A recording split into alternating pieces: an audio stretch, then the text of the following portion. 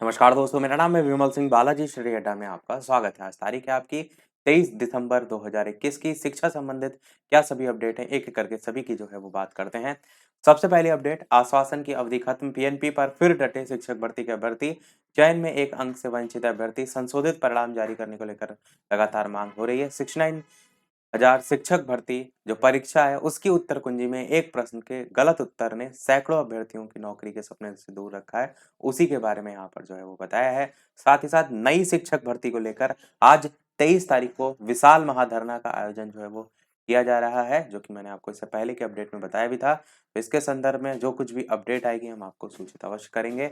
अगली न्यूज़ है, UP TET 23 जनवरी को बेसिक शिक्षा विभाग ने कार्यक्रम जारी कर दिया है।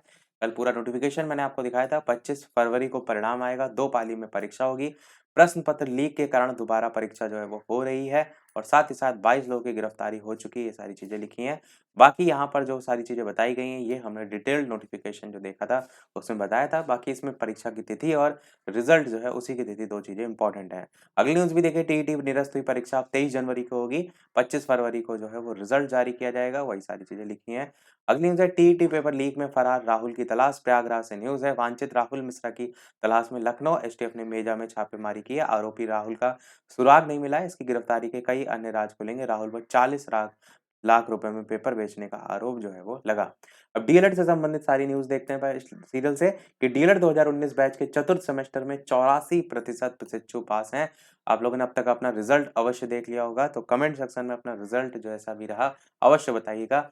इसमें लिखा है 2019 बैच के चतुर्थ सेमेस्टर में जो है वो पंजीकृत 97,178 प्रशिक्षु जो है उनमें से 96,942 परीक्षा में सम्मिलित थे, जिसमें से लगभग 84.15% जो है वो पास हुए हैं, जबकि 15.78 जो परसेंटेज में छात्र हैं वो फेल रहे हैं।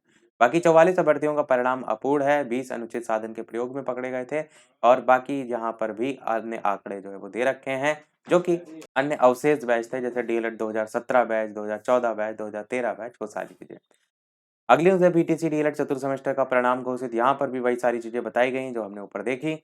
अगली न्यूज़ है, इंटरमीडिएट पास के डीएलएड प्रवेश पर निर्णय का निर्देश। यहाँ पर हाईकोर्ट ने सचिव परीक्षा नियामक प्राधिकारी को इंटरमीडिएट उत्तीर्ण छात्रों को एनसीटीई के विनियमन 2014 के तहत डीएलएड डिप्लोमा कोर्स में प्रवेश के संदर्भ में 3 माह में निर्णय लेने का निर्देश दिया है। एक्चुअल में एक पुराने केस की बात की गई है। यह आदेश न्यायमूर्ति मंजू रानी चौहान ने राम गोपाल चतुर्वेदी और 5 अन्य की याचिका पर अधिवक्ता प्रखर शुक्ल को सुनाकर जो है वो दिया है।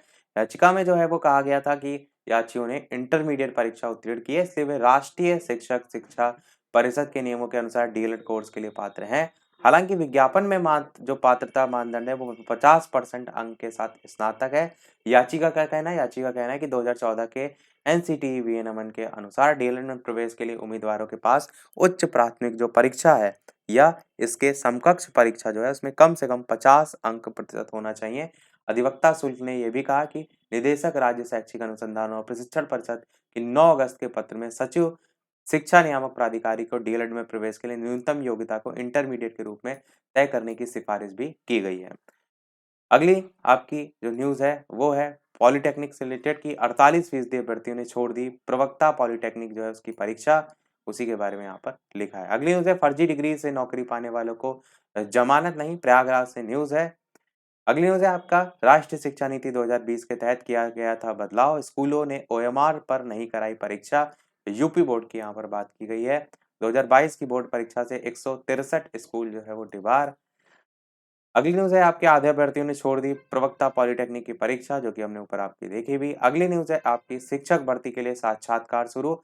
इलाहाबाद विश्वविद्यालय जो है उसमें शिक्षकों के रिक्त पदों पर जो भर्ती हो रही है उसकी बात यहाँ पर की गई है। इंटरव्यू को 20 गुना अभ्यर्थी बुलाने को जो है सौंपा गया ज्ञापन, वो भी यहाँ पर बताया गया है।